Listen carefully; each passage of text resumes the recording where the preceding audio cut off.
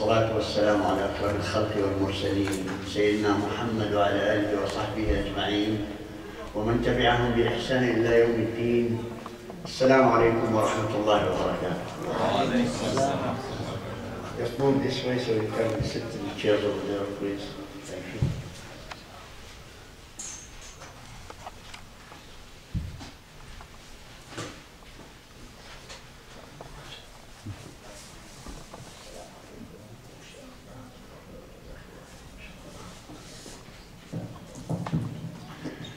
الحمد لله رب العالمين الذي خلقنا مسلمين، والحمد لله رب العالمين الذي خلقنا أصحاء معافين، والحمد لله رب العالمين الذي خلقنا عاقلين لنعقل كيف نعبد ربنا سبحانه وتعالى عبادة يرضاها ونحظى بمغفرته وبرحمته إن شاء الله سيئا.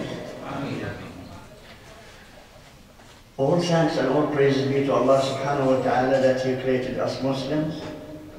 And all thanks and all praises be to Allah subhanahu wa ta'ala that He created us healthy and able to function as a human being. And also thanks to Allah subhanahu wa ta'ala that He created us with mental capacity that we can understand Allah, so we can worship Him the right way He deserves, in order for what? For us to gain from Him His mercy and His forgiveness, inshallah. As we say, all the times when we discuss something about our religion, about our Islam, we like to know why is it we have to learn something about Islam? Is it because we have to? We've been forced to study it? Or it is a natural result when you love somebody or someone, you want to know everything about it, and everything he stands for, and everything he's asking you to do. And that one is Allah subhanahu wa ta'ala. We claim, all of us, we love Allah. Is there anybody could say no? Anybody could say no, we don't claim that? So if you claim that you love Allah, let's deal with Allah subhanahu wa ta'ala exactly like when we deal with our loved ones. A man loves a woman, his wife, and the woman loves her husband. And when they love each other, what do they do first? They want to please each other in order to continue that love in their hands and their heart. And because we claim, I like to use always claim, that we love Allah. We claim we love Allah. How much of Allah you know in order for you to love Him back? How much? We know the best name is Allah. That's His name. But Allah subhanahu wa ta'ala says, it's not enough to know the word only Allah, only one name. I'm giving you 99 names, you know them. This way you know everything about me if you know the names. Your loved ones, if anybody outside asks you, could you describe me, this is not allowed in Islam, could you describe me your wife, let's say the loved one, the one you love. Between you and yourself, can you describe your wife right way? First of all, you got to see, she is my wife, she is the mother of my children, she is making me happy, and she is from a good family, she is educated, she is this, she is that. To yourself, not to me, not to anybody else. It's just a question. Thank you, Barakallah, thank you. I love this man day and night. I love you days, so I don't know about night time. But alhamdulillah, that Allah subhanahu wa ta'ala is telling us, between you and yourself, describe me to you. Whatever knowledge you have about me, describe me to you. Imagine, I dare all of you here. Majority of you doesn't know all the names. Do you memorize all the names, sir? Do you? You memorize all the names of Allah? Work in progress. Work in progress, thank you. That was a good one. That was a good one. You give me the candy now. Barakallah fi. Now it is true, work in progress, it depends on how much progress you want to. See?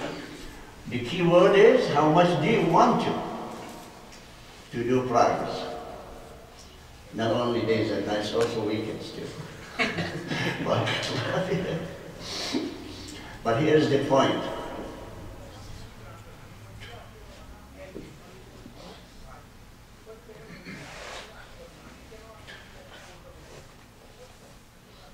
This for you. And this for you. So here's the point. The point is, challenge yourself. How much progress I want to do knowing Allah. You said the key word. I like that. I should give you, and here's one. Just because you helped me out in that manner. MashaAllah. But the point is, we really not fulfilling the way we describe ourselves are. We all describe, I love Allah, I am a Muslim, and I would like to do this. Why do we have to say would like to? I'd like to memorize all the names. I'd like to be better Muslim. I'd like to be a scholar. I'd like to be this. I'd like to be imam. I'd like to be lecturer. I'd like... All in the past, impossible thing.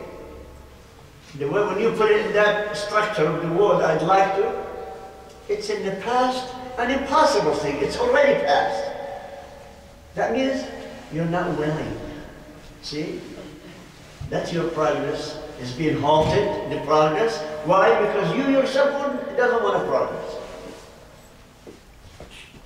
Are you with me, brothers? Yes.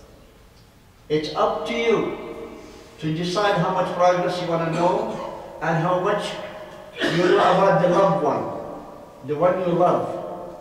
Allah. You claim that you love Allah. How much of Allah you know? So back again, we did this last year, trying to encourage each one of us to know the names of Allah so you can know more and more about Allah. But let me tell you something. I'm not going to ask the progress guy, I'm going to ask the traditional guy, my brother here. If happens that you are given $1 million and says, do whatever you like with it. The first thing you're going to do, I'm going to buy a house to contain my family. Okay, what kind of house you're looking for? Now, I would like for you to give me a detailed description of the house you're looking for with the $1 million you have. Give me an answer. Here's $1 million. Tell me what kind of house you're looking for. Okay, I put you on the spot, so I'm going to explain something. Each one of us has a special, optional things of the house you're looking for. I want my house to have 6 rooms. Okay. I want my house to have 5 bathrooms. I want my house to have a porch in the front and porch in the back. I want my house to have a triple garage. I want my house to have backyard.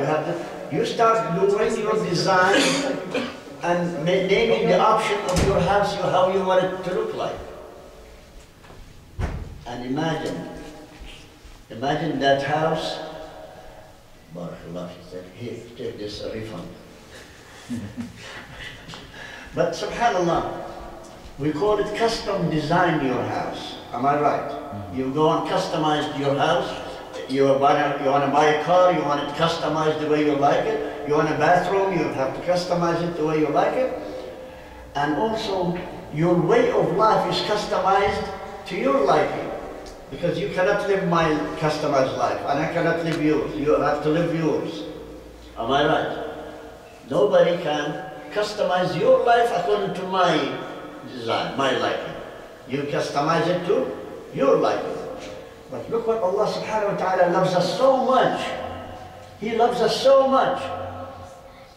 He says, I'm giving you 99 names, customize the God you're looking for. Let me ask you all a question. Other than the name of Allah, It's the name that contains everything, but seriously, when you are sick, God forbid, what kind of Allah are you looking for? The Allah who... A what? No. Okay, Rahman, fine, but you want the specific. Shafi. Shafi, thank you, the healer. Am I right? You customize your God the way you want. And that's why He made Himself available for you to customize Him the way you want. If you're broke money, I asked you already, I'm going to ask you, yourself. Huh? If you're broke, whom are you going to call for? See? Did you hear that? So give him the candy. But anyway, seriously, if you are in trouble, let's say I'm beating you to the pelt, you know, down in the street, beating you at that time when you were helpless. Who are you looking for with Allah? One of them is the Rahman. Yes, you have to find the exact Allah quality or attributes or names and call on Him. When you are defeated, what do you call for? You call Al-Wali, Al-Muntasir, Al-Nasir, and so on. So this is what Allah subhanahu wa ta'ala put Himself under your demand. With the new technology nowadays, everything say this and this on demand, this and this on demand. And also you have to realize Allah also put Himself on demand. How do you demand Allah? This is it. You say Allah on demand. You like that, huh? I want Allah to support me. I want Allah to forgive me because I made so much sin. I made so many sins. Whom do you think I'm looking for in Allah? The forgiver. Al-Ghafur, Al-Ghaffar. Ya Allah, Ya Ghaffar, forgive me. And if I made a major sin, what I'm looking for? At-Tawwab, Ya Tawwab, I'm making tawbah, I'm repenting, so accept my tawbah. And this is it. We have to find out what name of Allah we can use. How can you find the name if you don't know the names? Am I right, sir? If you don't know the names, who's going to call? 911, please tell me the name. Am I right? So, my advice to myself first and to all of you, and reach out for our sisters in your family, members of your family, tell them, let's start today to know Allah right, to know Allah better. Let's try to memorize every day 2 names. And each name, what does it mean? Where we could apply that name. It's very easy. Allah subhanahu wa ta'ala made it easy.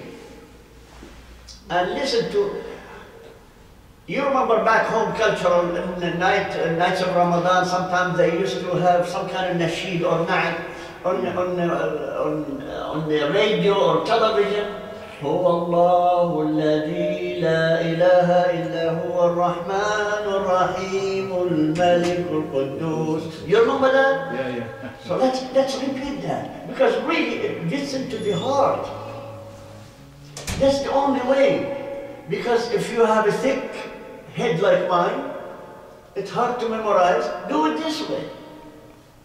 This is the best way. Try to do the nasheed or nats. Just try to do it because it gets into your heart with the rhythm. With the rhythm. And when you have that rhythm of the names of Allah, you find out the meaning fast. And you always find blocks of names, 3 or 2, 3 or 2, 3 or 2. Sometimes you find them similar, sometimes opposite. You find the names sometimes opposite. Al-Jabbar, Al-Afu. See, you see the 2 extreme names of Allah. But it's easy to memorize. Saying that, the subject for today of the diseases of the heart, who's writing and who's copying and you can record whatever you want and you're going to record it, is called Al-Ghadab, anger. And the Muslims are, mashallah, they are the best people who get angry so fast. We are really short-tempered. animal kingdom, there are three kinds of animals that are known by their short temper. One is called wolverine in North America. Some of you maybe don't know that kind of animal. Second one is the Cape buffalo, which is in the jungles of Africa. And third is also called the rhino, the one with one horn. Those three animals are the fastest, the most short-tempered animal.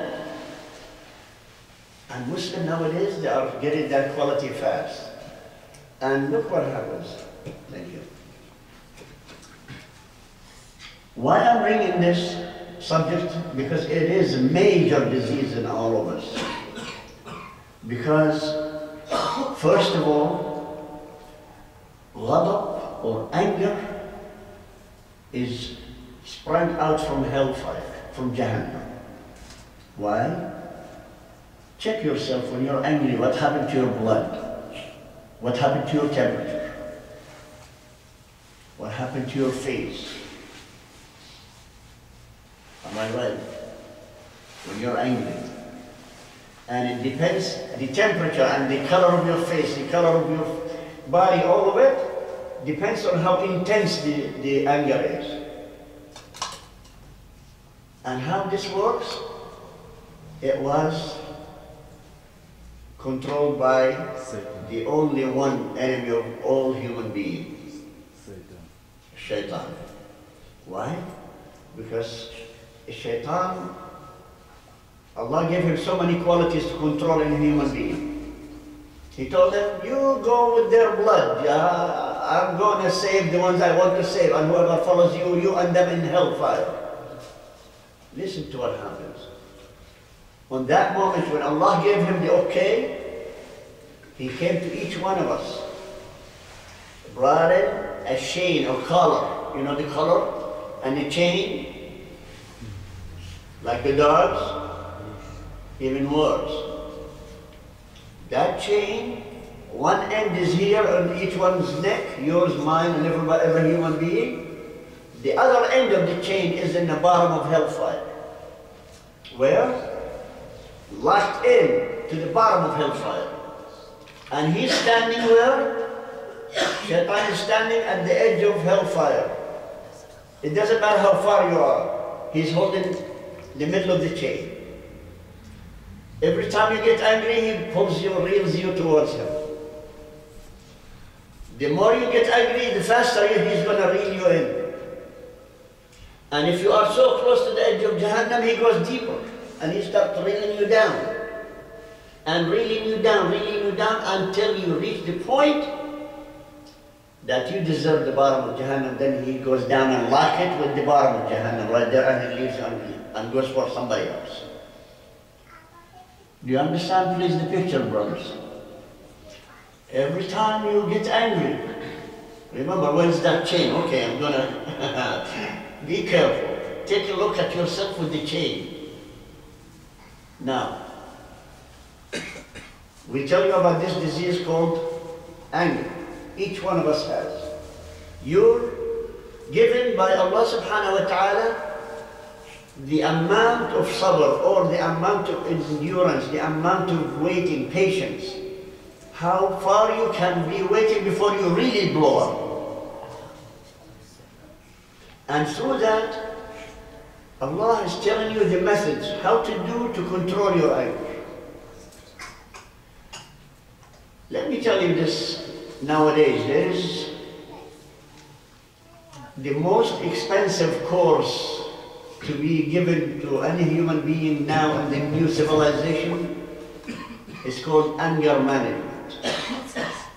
And it costs $20,000 for a week. Only given to big corporations, they give them to big executives so they can control their anger. How much? $20,000 that corporation pays for anger management course for one of their executives, because he was known he is bad temper or short temper. We got it for free. And not only for free, you get rewarded by it. Because this anger management, you get more reward Islamically than the money that they pay for to learn it. Look what's involved in the anger.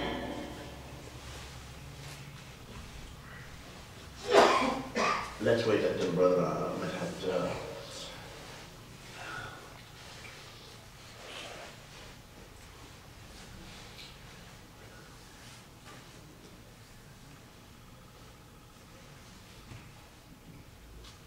This is good cooking. MashaAllah.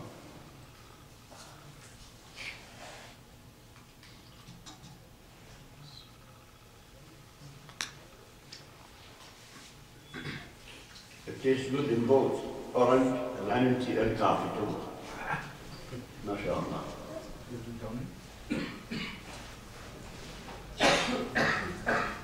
Allahumma shukr.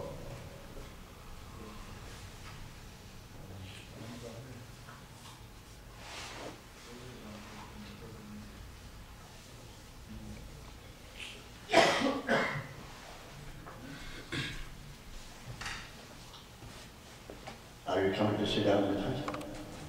I want you to pay attention to this because you're the most angry person and the most quiet in the area. The most quiet, mashallah.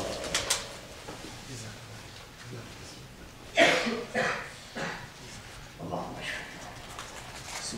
Sit down.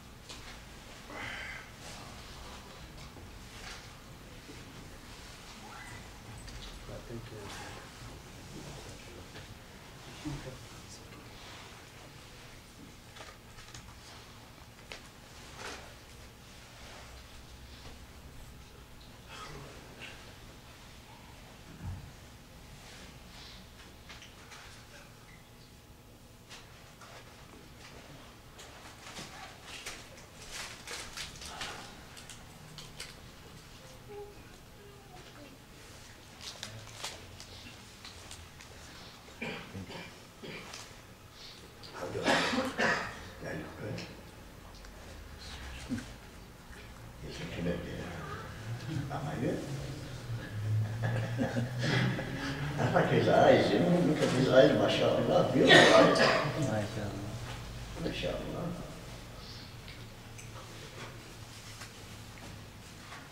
And the brother over there. Amen.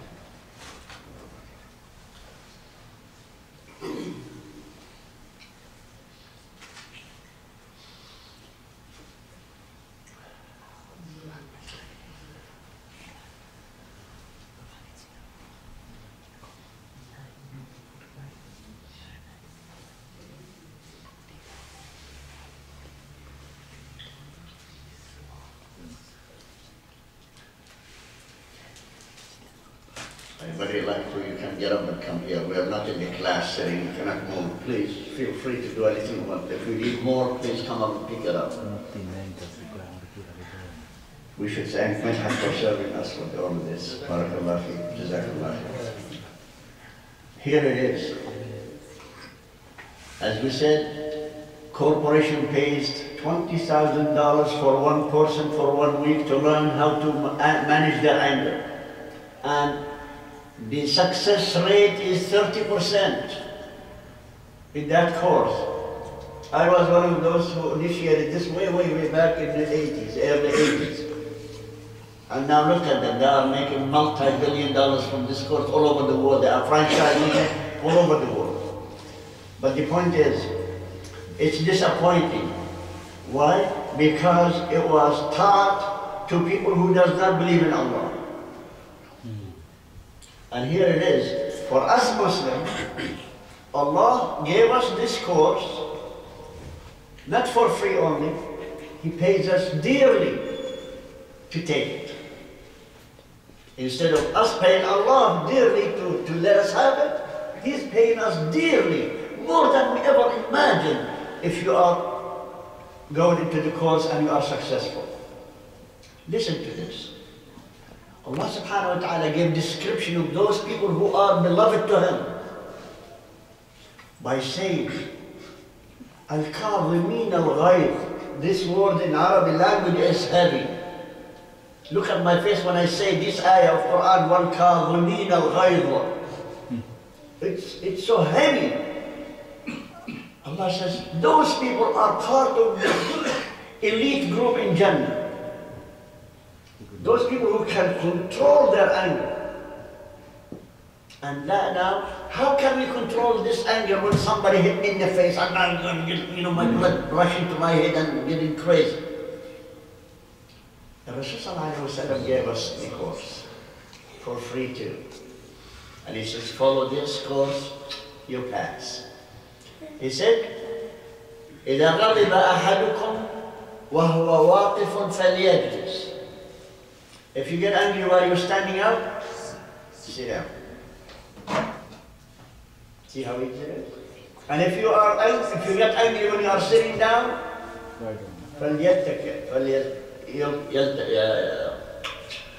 to lean down on the ground. Lie down, basically, in English. This is one method. Next, he says another time, he says this another dose of anger management for free. He said, إِذَا غَضِبَ أَحَدُكُمْ فَلْيَتَوَضَّأْ. Look at Islam, how beautiful it is. He said, any one of you get angry, whenever you get angry, go and make wudu. The sad thing about wudu, it's a social meeting in the wudu area. Everybody make wudu and he's talking about how is the children, how is that, and so on, and this against the sunnah. Please, brothers, while you are doing wudu, you're not supposed to talk. That's one of the reasons, if you're angry, you go and make wudu, even if the guy is following you and cursing you and you're screaming. You're not allowed, like you are in salah. That's number 2. Number 3, the Rasul ﷺ said, إِذَا غَضِبَ أَحَدُكُمْ فَلْيُصَلِّي رَكْعَتَيْنِ. Imagine what that would do to the person who's angry fighting you. Make him boiling more and more and he get fed up with you and leaves. Even if he touches you, if he beat you while you are in salah, you are getting more reward than anybody else. But going back to the wudu.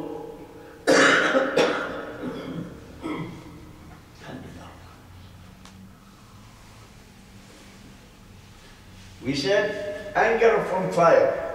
Am I right? Yes. Anger is? Fire. The only thing that puts the fire out? What? Water. That's one of the reasons Rasulullah ﷺ go and make wudu, because the water cools off your skin, your body, the blood, and also gets your attention to do something. Part of anger management is how to avoid anger. Change the attention to something else.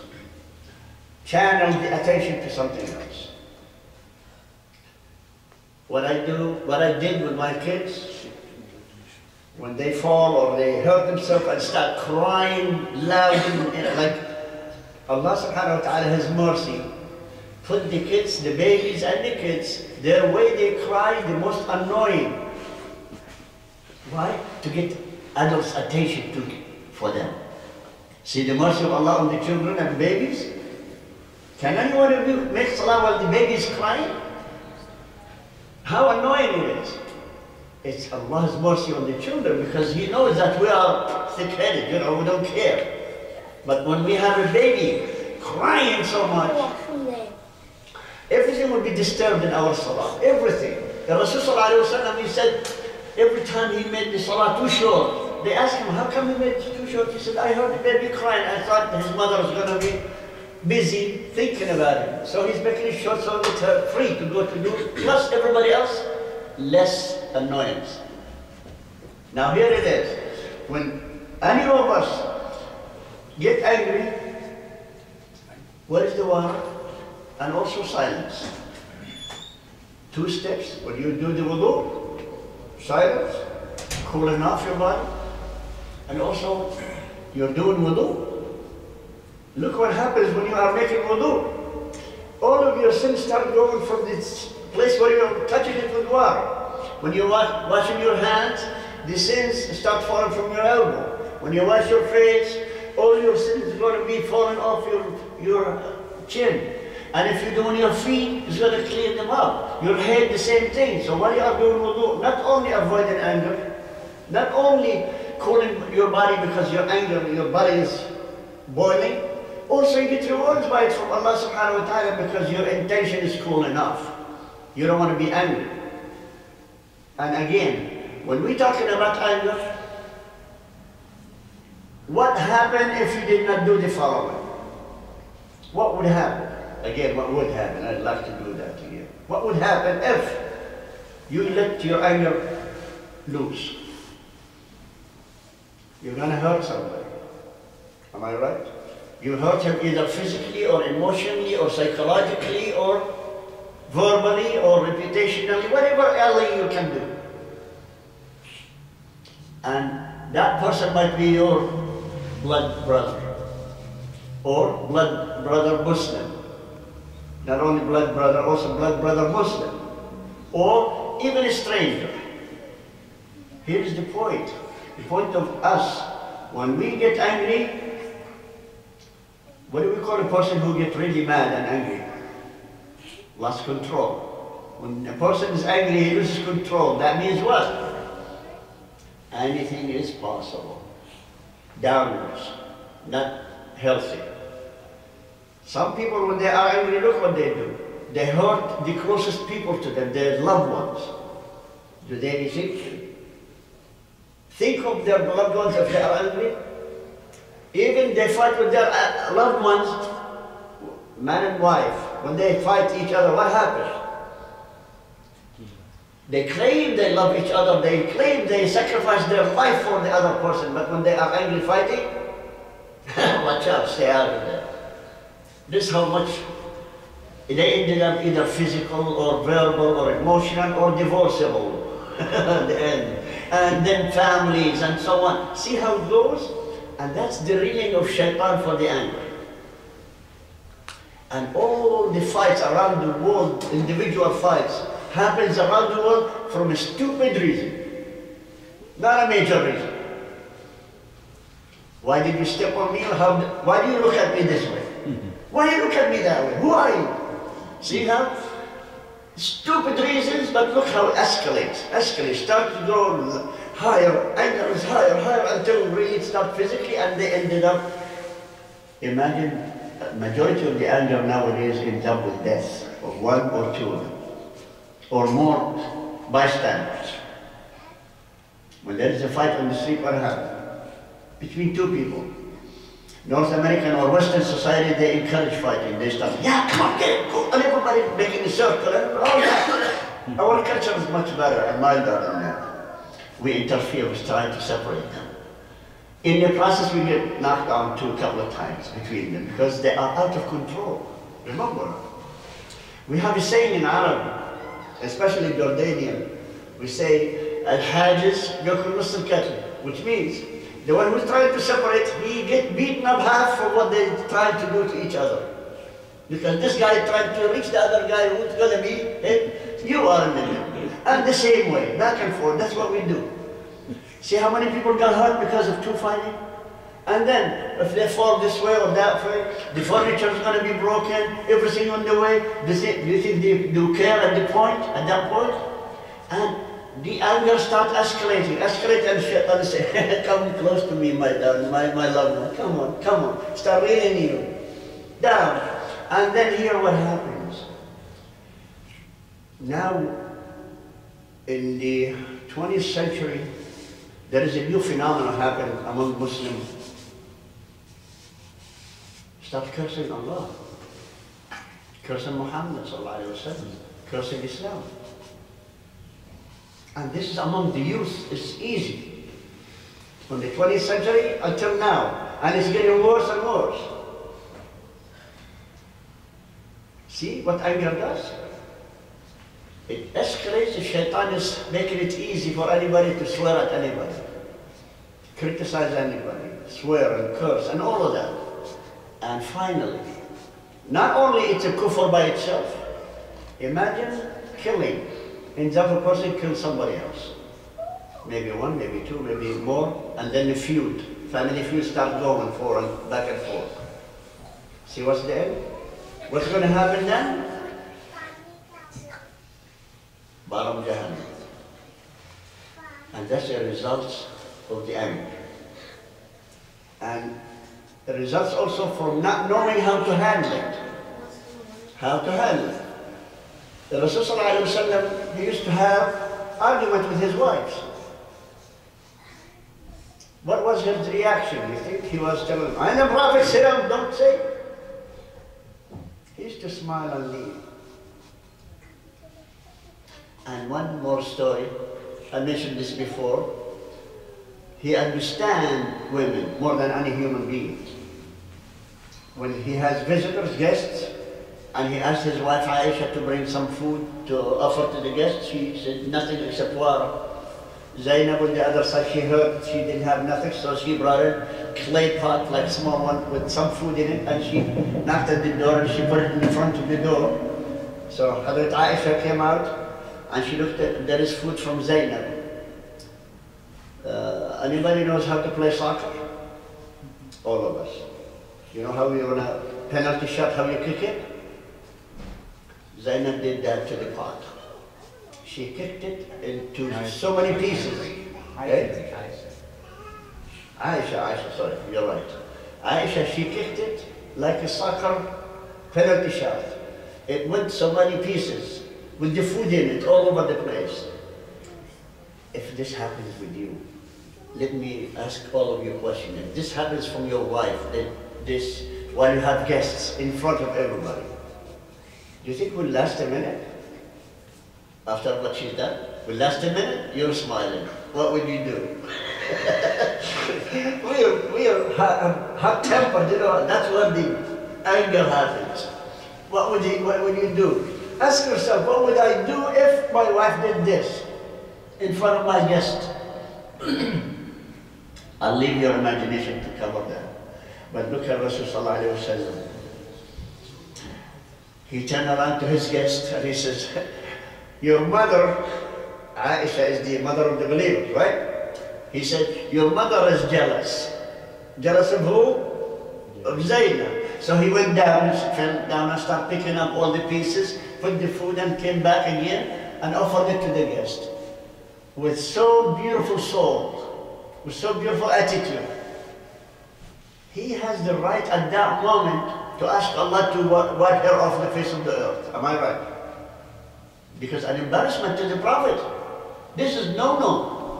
But Allah subhanahu wa ta'ala put in his heart not to get angry on anything human. If this affects the deen of Islam, he will be angry. The only time Rasulullah got angry is when things affects the Aqidah, al-Islam. Anything personal, he was smiling. Your mother is jealous. Imagine what kind of control, what kind of control of anger when this happens in your household. Try it one time. Tell your wife to do something. We'll see what happens. God forbid, no. Inshallah, nothing will happen. I just love to have the fun in Islam. Islam is full of fun. Imagine if you live your life without one moment of anger. Can we clean up our hearts from anger or from ghadab? Can we, sir? Madhat, you have the controller of all the diseases' names. Imagine a human being without anger. We would live in Jannah. We would be living in Jannah if there is no anger. That's why we are human. We fight each other. Do you think the wars are happening? Because of what? Because somebody is getting angry on others. Yes, kafir is always angry at Muslim because jealousy, that we are favors to Allah than them, because they know we have the truth. They know that we are the truth. They know their religion is fake, their religion is being manipulated, their religion is altered. They know that what they are doing is wrong, especially with the openness in sexuality, the openness in khamr or alcoholism, and every aspect of sin. They know that. They know that they are lost everything. And they reach the point, no hope, but they have to have that animosity feeling against Muslim. As we said, because of jealousy. Exactly like Iblis. Iblis, when he was in Jannah, the first sin he has is jealous. Why? Listen to what the story. All of us will think differently, but I'm telling you the original story how it should be. Iblis was hoping to be appointed by Allah Khalifa on the earth. Why? Because Allah is fixing the earth from the jinn after the corruption of jinn to earth. He asked the Malaika to fix the earth because they corrupted the earth, they destroyed the earth, they destroyed everything in earth. Then Allah subhanahu wa ta'ala ordered the Malaika to lock all the jinn that was left into islands in the middle of the ocean so they will not touch anything. And then he asked the Malaika to fix the earth, to bring it back to its own beauty. They said, there is one jinn, he worships you so much, what are we going to do with him?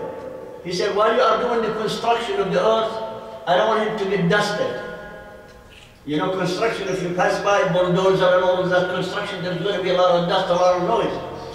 But Iblis was the only jinn was worshipping Allah right. So Allah rewarded him by what? Not to leave him on earth until they fix it. Allah said, you come and live in Jannah. Until that's fixed, then we discuss it. So what happens here?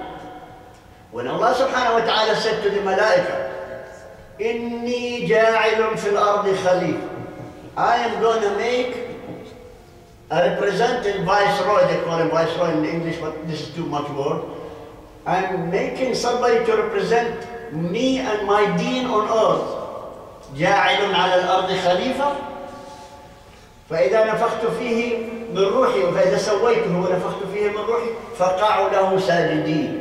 Allah said to Malaika, every Malaika Allah created, He says, the moment I finish him and make him straight, sawaitat means perfected him, and put some of my soul in him, all of you make sujood for him. Here comes the jealousy. Allah chose this statue, no statue of Adam. He's thinking, is he going to put this statue in charge of earth while I was the experienced person? I was there and I know how to, and I do this, I worship Allah. Allah left me alone. And then he went inside him to check his statue. So he found him empty inside, hollow. So what he said, if Allah put him in charge of me, I will never obey him. And if Allah put me in charge of him, I'll destroy him. This is before the sujood. Now when Allah brought his ruh in Adam, all Malaika made sujood. Except who? Iblis. Then Allah said, why didn't make sujood for him? So the first sin was jealousy. Second one is envy. Third one is kibr. Takabbur, which means you created him from mud. You created me from fire, which is I'm better. I'm khayr min. He said, I am better than him. You created me from fire. He's from mud. Look how the way even talk to Allah. And the arrogance. The arrogance, and then the argumentative nature. He started arguing with Allah. See how many sins he done? And then on top of that, the disobedience of Allah. He disobeyed the order. Because Allah asked him, why you didn't make sujood when I ordered you to make sujood? See, all this accumulation were in shaitan just before even Adam was ready to talk. And we are now suffering because of the results of that one. But it's Allah's choosing. Allah allowed it. Why? Because He wants you and me to know Allah. See, Allah's wisdom is beyond our imagination, beyond our comprehension. Allah's wisdom. We don't know why He created us, except He told us in 2 places in the Quran. He said, وَمَا خَلَقْتُ الْجِنَّ وَالْإِنسَ إِلَّا لِيَعْبُدُونَ, so they worship. And one person. Another ayah, He said, يا أيها الناس إنا خلقناكم من ذكر وأنثى وجعلناكم شعوبا وقبائل لتعارفوا. So you can get to know each other and intermix with each other, interact with each other. So two reasons Allah created us for. And third reason, to inhabit the earth. To inhabit the earth and make it useful for all of us. Before He does that, He created the universe for our benefit. وَسَخَّرْنَا السَّمَوَاتِ وَالْأَرْضِ. For who? Allah created all this for who? For us humans. And when Allah starts creating things, He created everything according to our standard of living. And then He created us last. Who was the last creation? Any answer? What was the last thing Allah created? Human. When everything is prepared for us. And here is my point. Iblis swore to Allah face to face. He said, Ya Allah, I will take all your human, the one you created better than me, I will take all of them to hellfire with me. Allah subhanahu wa ta'ala did not get angry. Listen what He said. Now we're talking about anger, huh? Imagine somebody talking back to Allah this way. If he's one of us, God forbid, and somebody challenged your authority, what happened? What's going on around the world? Anybody challenge the authority of any country, what happened to him? Democratic or non-democratic country, he will be wiped out on the face of the earth. But look, Allah, He says, I'm not going to get angry for you because of you, Shaitan. What do you want to do? He asked, what do you want to do? He said, I'm going to stay next to your Sirat al-Mustaqim and I will push everybody to Jahannam. I don't want to leave anyone. He said, listen to what Allah subhanahu wa ta'ala says. Because Shaitan said, وَعِزَّتُكَ وَجَلَالُكَ لَأَغْوِيَنَّهُمْ مَا دَامَتْ أَرْوَاحُهُمْ فِي أَبْدَانِهِمْ. He said, I swear by your might. Imagine Iblis is swearing by the might and glory of Allah. I will take them away from the right path to hellfire as long as they are alive. أرواحهم في أبدانهم while they are still alive. Look what Allah said. He said, وَعِزَّتِي وَجَلَالِ. With my glory and my might, I swear by them. لَأَغْفِرَنَّ لَهُمْ مَا دَامُوا يَسْتَغْفِرُونَ. The condition is, Allah subhanahu wa ta'ala saying, I will forgive them for whatever they say, whatever they do, if they ask for forgiveness. You want to know good news? Two good news, actually two of them. 17th of Ramadan every year. Imagine yourself looking at a shaitan standing in front of the earth, picking up dirt from the earth and throw it at himself. Every 17th of Ramadan, every year. I wish I was not that stupid. I could have wiped out Islam. But I was so stupid I want to show off. It's the day of Badr. You remember Battle of Badr? When he came to help Quraysh and he said, I am with you, I'm Jarun Lakum, I will be with you to fight Muhammad and his people. But before that, let's show off in front of the women. He was like a human being in the shape of Surah. So imagine, he was parading in front of women. They wasted 3 hours. Then when the time came in to start the battle, he saw the Malaika coming down to help Muhammad ﷺ and his army. He still, I am better than all those Malaika I can find. Then he saw Jibreel coming down. He saw Jibreel coming down, he turned around and he started running. They told him, hey, you said you're going to help us, where are you going? He said, Inni ara lama la tarawna. You can see things you don't see. Inni akhaf Allah. I am afraid of Allah, He's going to punish me bad. And he ran, and he disappeared. So every 17th of Ramadan, he enjoyed the sight.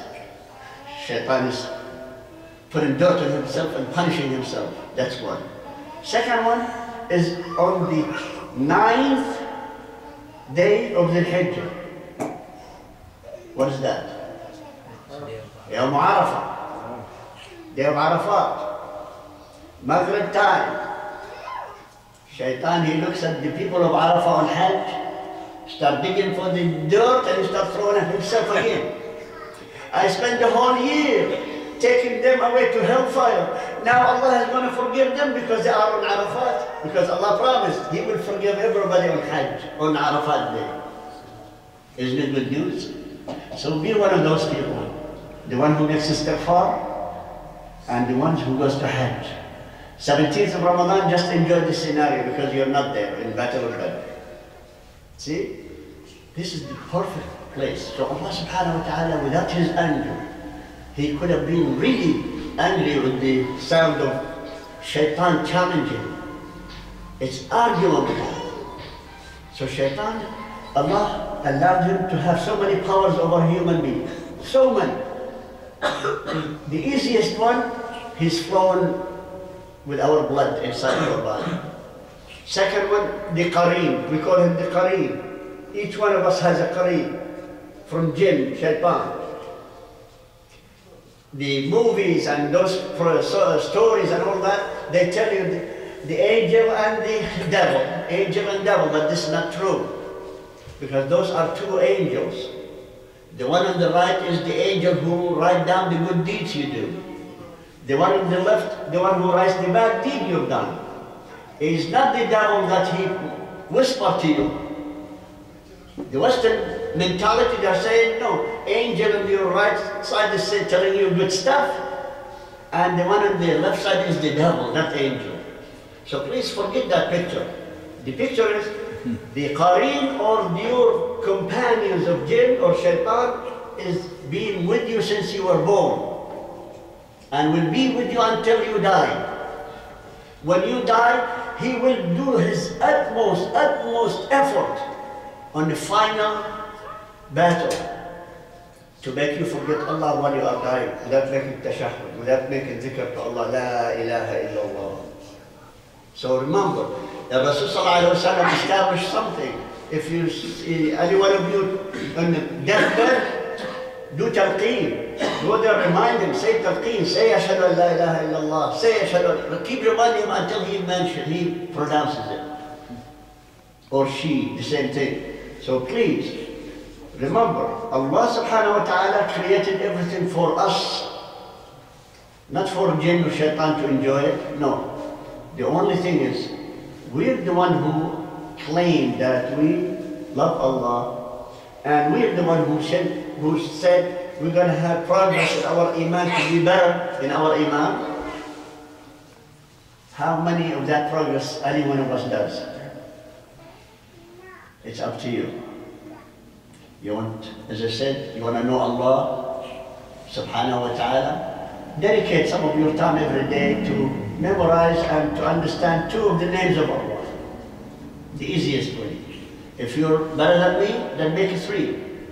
If you're better than him, you make 5 a day. It's very simple. Just pick up 5 names and memorize it right there. Allah, Al-Rahman, Al-Rahim, Al-Malik, Al-Quddus, Al-Salam. That's 5 names. Okay, 5 names. Al-Rahman means this, Al-Rahim means that, Al-Malik means this, Al-Quddus means that, Al-Salam means that. So today, repeat them a couple of times until you memorize them. Tomorrow, you continue. Al-Aziz Al-Jabbar Al-Mutakabbir, Al-Mu'min Al-Muhaymin, Al-Aziz Al-Jabbar Al-Mutakabbir. That's another 5 names. You know Muhaymin, Al-Mu'min, Al-Aziz, Al-Jabbar, and so on. You know that. Every day, 2 or 3 or 5 names, whichever you can. By the end, you believe me, this method is proven that from the beginning, as soon as you stay with the 3-4 days, you cannot live without doing more. Because you find it so easy. And Allah subhanahu wa ta'ala said in the Quran, إِنَّا يَسَّرْنَا الذِّكْرَ فَهَلْ مِن مُدَّكِرٍ. We made it easy for anybody, but who wants to?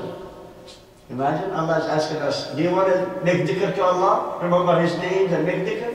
We make it easy. Get started. So what we're going to do? Just get started. While you are starting, say, Allah help me, let me do. You remember the dua after salah? What does it say? Allahumma a'inna ala dhikrika wa shukrika wa husni ibadah. Just do this dua too, Allah will help you. Again, you doing Fatiha every day. How many times? Fard alone 17 times, am I right? Every day. And also 17 Sunnah. That's 34. Some of us will skip, some of us will say 25. 25 rak'ah a day, 25 Fatiha you say a day. After Salah, I'm not saying you can say that Fatiha too, that's up to you, optional. What does it say in the Fatiha? Listen. First of all, you say, A'udhu Billahi min Shaitan Rajim. So you said Allah first one. Bismillah, that's two more names. Fatiha. Aha. Next, Rabbil Alameen. Next, Ar-Rahman Ar-Rahim. Next, Maliki Yawmiddin. What do we do? We say, Iyaka na'bud. We worship you, Allah. What else? What does it mean? See? You're asking Allah, but put your heart into it, not just like a parrot, like a bird, or dicta machine, or fire, recording machine. You have no meaning in it. Just means it. Each one of us, when we do Al-Fatiha, mean what you say. Practice it. The Rasul ﷺ, he said, nothing impossible on a human being. Anything you can do, you can achieve by الصبر بالتصبر والحفظ بالتحفظ العلم بالتعلم. Anything you want to do, just practice it. الصبر. The sabr is the most virtuous quality in a human being. The Rasul ﷺ, you want to be there? Practice it. الصبر بالتصبر. That means do sabr on your own pace. Practice it. You say, I'm not going to answer this question after 2 seconds. Then next time you say 5 seconds, 10 seconds. You practice it. Allah, everything is easy. You think Allah doesn't know us? He would have sent the Quran in one moment, instantly, to all the whole Quran, but He knows us. He sent the Quran in how many years? Approximately 23 years. Because Allah knows us, that we are lazy. Not lazy of Sahaba or a human being in general. We don't like to use our brains. I'd like to be, relaxed. I don't want to push my brains to the limit. But look what He's done. He sent every day or every 2 days or 3 days or sometimes 5 times a day. It depends on the situation. For what? Not only for the Rasul Sallallahu Alaihi Wasallam. Rasul Sallallahu Alaihi Wasallam, when he was given the revelation, he used to repeat. Allah said, no. Be quiet. We let you know everything. He used to repeat after Jibreel. Whatever Jibreel is telling, he repeats so he will not forget. So Allah said, no, rest. We're going to make everything memorizable for you. We're going to memorize it with ease, with no problem. Imagine, because Allah knows us. So the idea is, all the things we're doing, knowledge, names of Allah, deen, anger. How could you control anger? By practicing controlling anger management. Look at the course Allah and Prophet Muhammad ﷺ gave it to us. He told us the steps how to do it. And final thing, if you're smart, as the Rasul ﷺ, he said, إِنَّمَا الْمُؤْمِنُ فَطِنٌ أو الْمُؤْمِنُ فَطِينٌ. The believer, the mu'min, the faithful believer, fatin, that means smart. It's being alert for everything. Why you are allowing yourself to be in position to get angry? You plan it. You understand now? The final step is avoiding the anger by planning not to fall into it. Okay, one beautiful story for all of you, one personal. You like stories? You tell me. Okay, I'm just having fun here. 1976, I came to this country here, and I was taken by a friend of mine to show me downtown, the first week. We were walking in the middle of Young Street. He said, this is the buildings, we didn't have those buildings back home. We have high-rise here, this big, and I was, mashallah, impressed. While we were walking, there is a traffic light, was red, so we stopped. Green light this way. So this white man, he walked in there and he slapped me on the face like you never ever felt stars like that. I saw the stars 7 levels. Without any reason? Now this brain starts, the wheels start thinking fast. Why did he hit me? Should I jump at him? Should I catch him? All of this an instant. My friend with me, he got my attention on him because he fell backward on the ground laughing.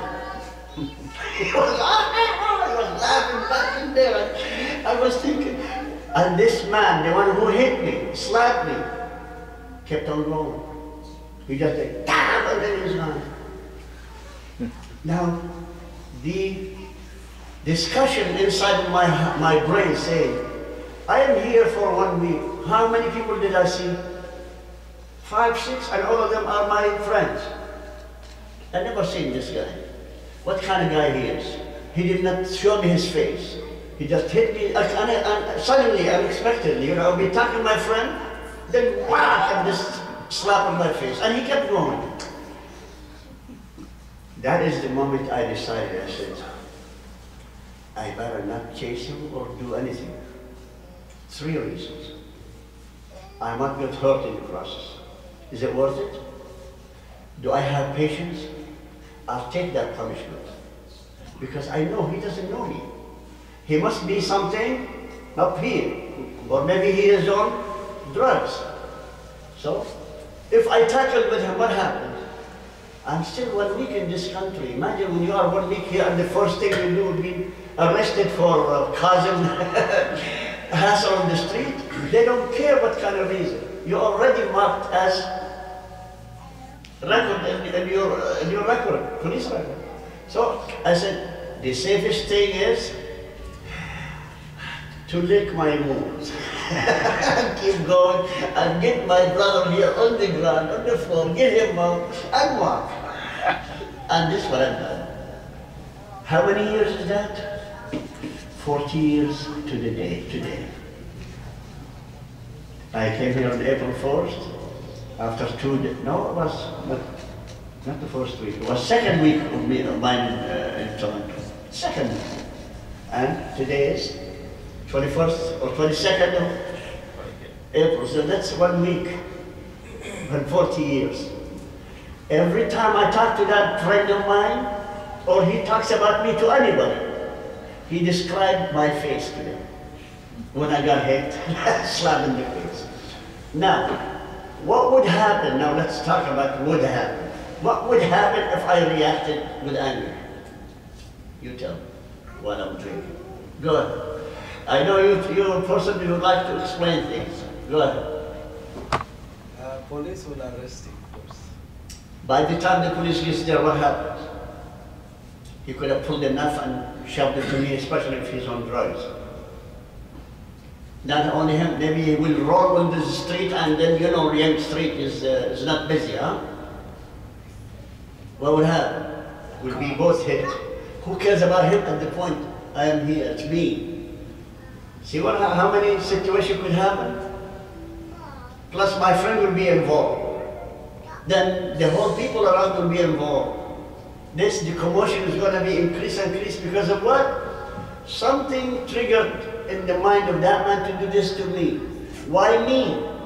Allah brought me from Jordan all the way to this spot so this man could slap me in the face. Imagine, so many circumstances. But I took the best lesson. Since then, I promised myself I will never get involved with anybody when angry, unless if it concerned my deen. That's the only way. And I got beaten 3, 4 times after that because of my stand. And I've beaten so enough. Look, listen to one beating. Have you ever seen anybody beaten and his face is squared? That was my face, squared, from swollen, because I was beaten to death almost.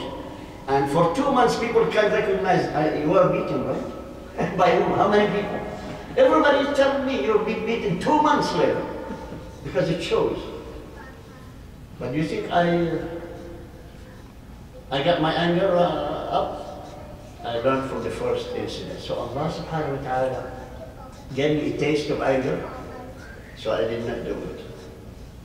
And since then, walhamdulillah, I'm following the pattern of the Rasul sallallahu alayhi wa sallam, the course of anger management, the course of Allah subhanahu wa ta'ala. He said, the ultimate, al-kadhimin al-ghayz, which means the one when they are reaching the highest point of anger,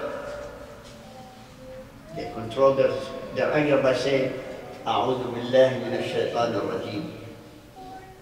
Two brothers were fighting, argument in the Masjid, Nabawi. The Rasul sallallahu alayhi wa sallam, he told his companion, he says, those people are fighting there. One of them could say one word, it would be over. They said, what is it, Ya Rasulullah? He said, one of them just to say, A'udhu billahi minash shaitanir rajim. Which means the shaitan is putting the fuel for both of them. Keep going. He stepped on your toes. No, no, you stepped on his. No, no, he's better than you. No, no. So everybody's fighting each other. So shaitan is saying, okay, up with the elevation of hot blood. And then fight, and the chain is reeling to the bottom of Jahannam. And from where? From our necks being reeled until we go to the bottom of Jahannam. Especially if the results ended up with killing one another, or killing somebody bystander, or damaging, or cursing, reach the word of cursing, even cursing Allah, cursing Muhammad sallallahu alaihi wasallam, cursing Islam, cursing each other, cursing the mothers and fathers of each one of us. You know, the easiest one, everybody's cursing his father and his mother, you know. That's easy among Muslims now. When you have anger with somebody, the first thing you say, Abuk and Ummah, your father and your mother, you know, start cursing them. So, Muslim should be a role model for all human beings in controlling anger. Because there is no good results for anger. Every time there is anger involved, it must end up with something drastic. Unless a person put it in front of his eyes, I will control my anger because it's pleasing to Allah and it's pleasing to Muhammad sallallahu alaihi wasallam, and I will get rewarded by it. And when you're done, when you cool it off, say thank you Allah for keeping me in control of my nerves. I'm waiting for the reward. Allah will say, wait until I see me in the day of judgment, then I'll show you the reward of that. Because everything, iman and wahtisab, which means we have to take this in Ramadan. The Rasul sallallahu alayhi wa sallam, what did he say about Ramadan? He said, Man sama Ramadan imanan wahtisaban, ghufira lahu ma taqaddama min dam. Every sin you've done before that, other than shirk, everything will be forgiven.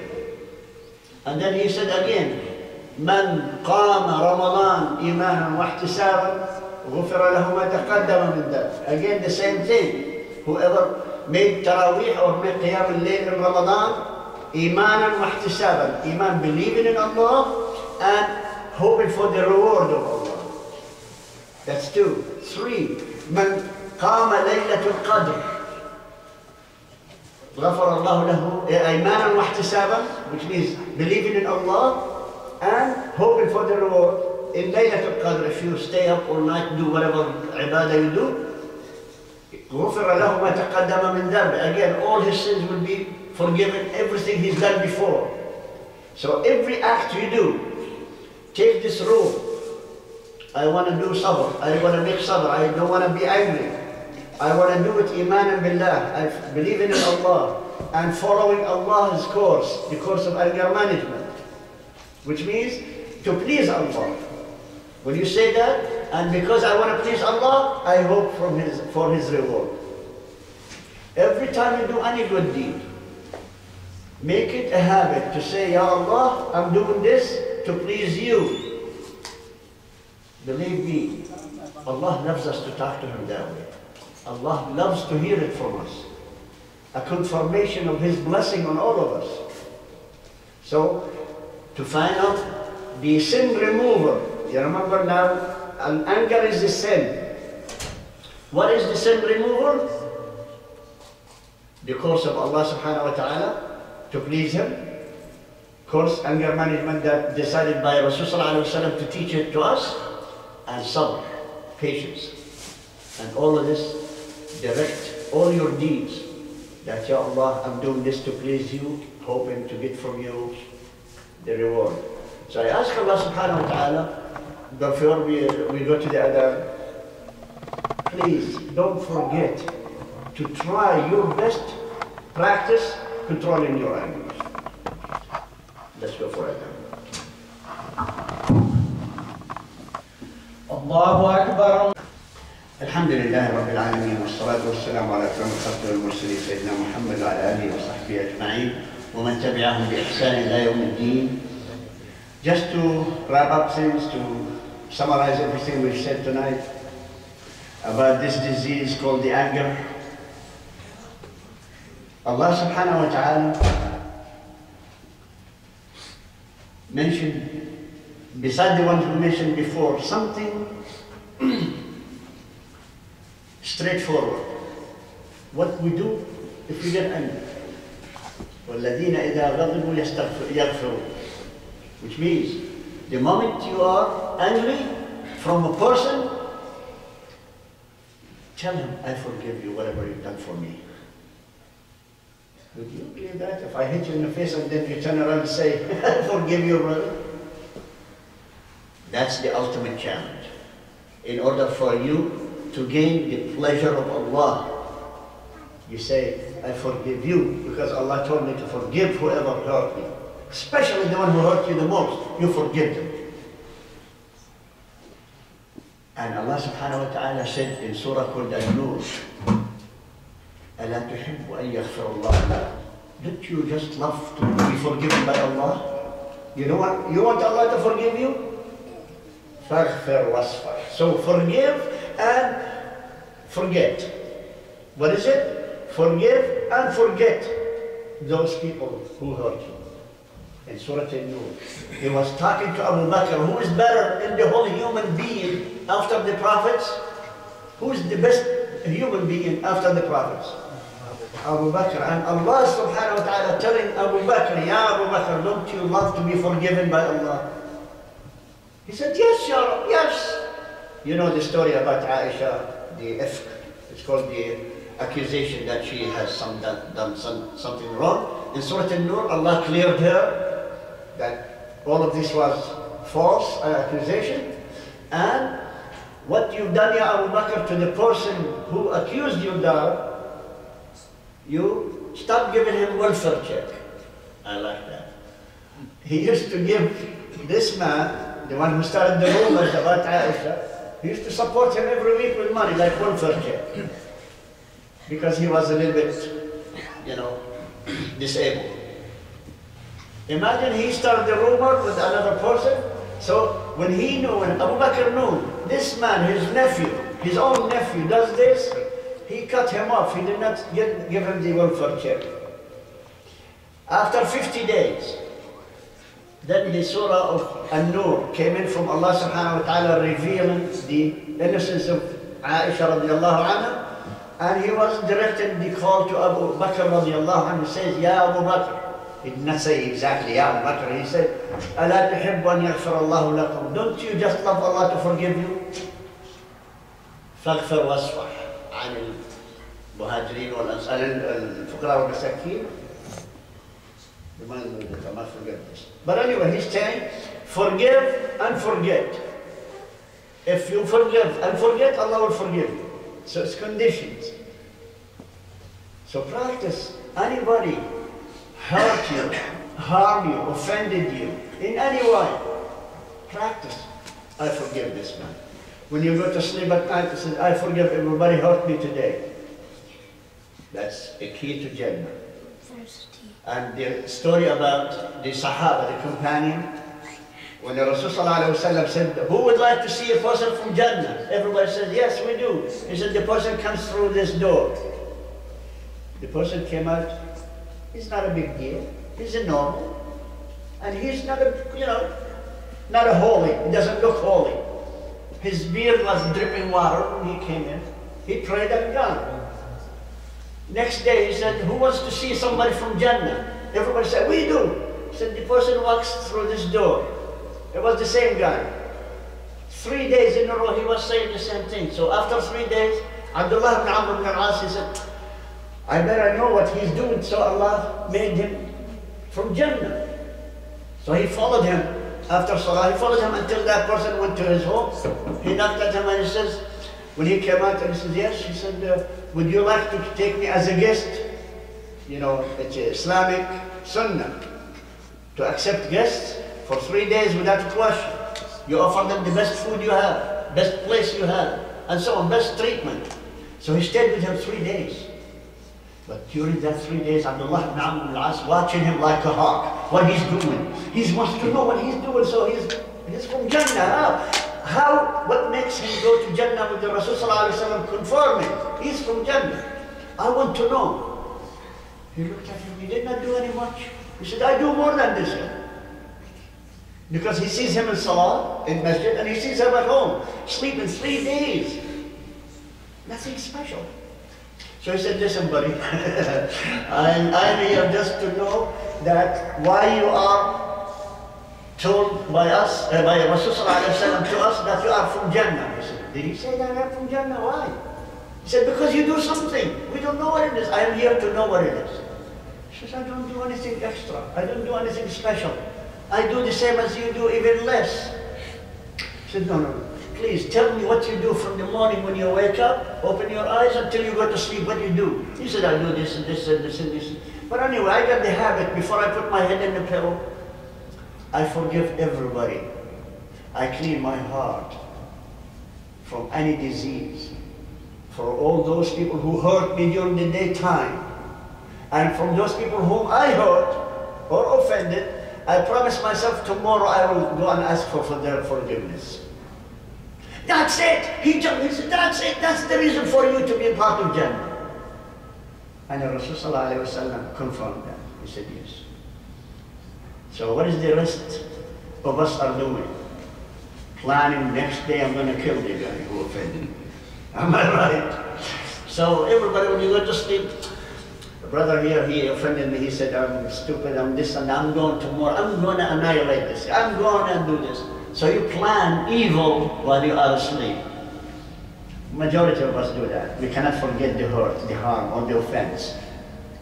But look at the reason, the shortest way to Jannah what? To forgive others, so Allah will forgive you. So please, brothers and sisters in the matter, to forgive each other. If you know anybody here around you that he did something to hurt your feeling or to hurt any kind of your being, between you and Allah and to them, go to them and say, I forgive you. Would you forgive me too? So I'm asking all of you now, I'm practicing that on you. Would you forgive me, brothers? I forgive all of you. Why you don't want to forgive me, brother?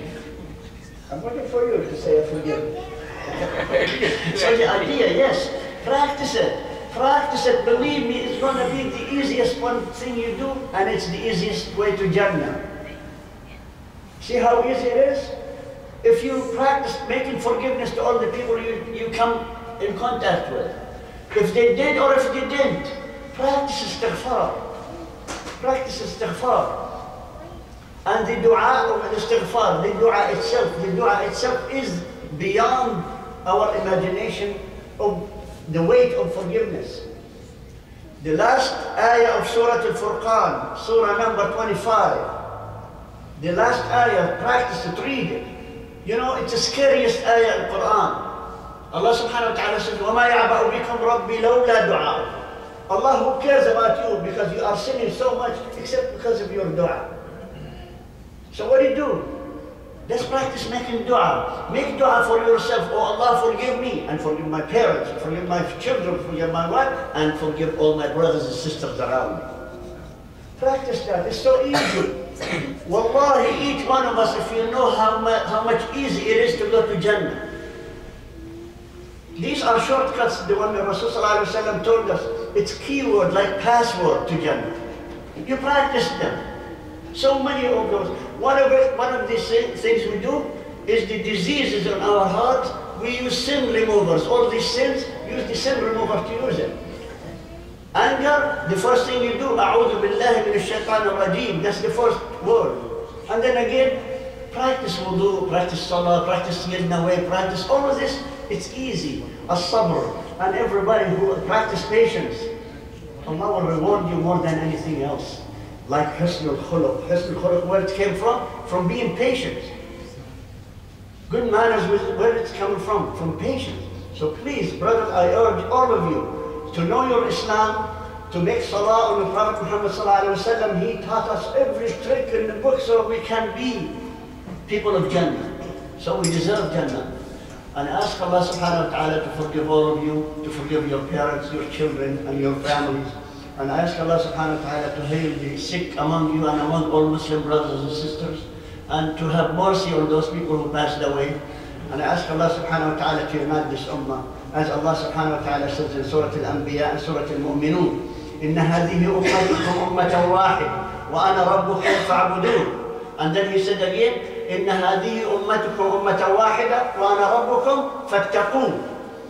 So let's translate the word of Allah into reality, to be one ummah, and to worship Him the right way, and to forgive each other, and be careful of Allah subhanahu wa ta'ala's anger. جزاكم الله خير. سبحان الله.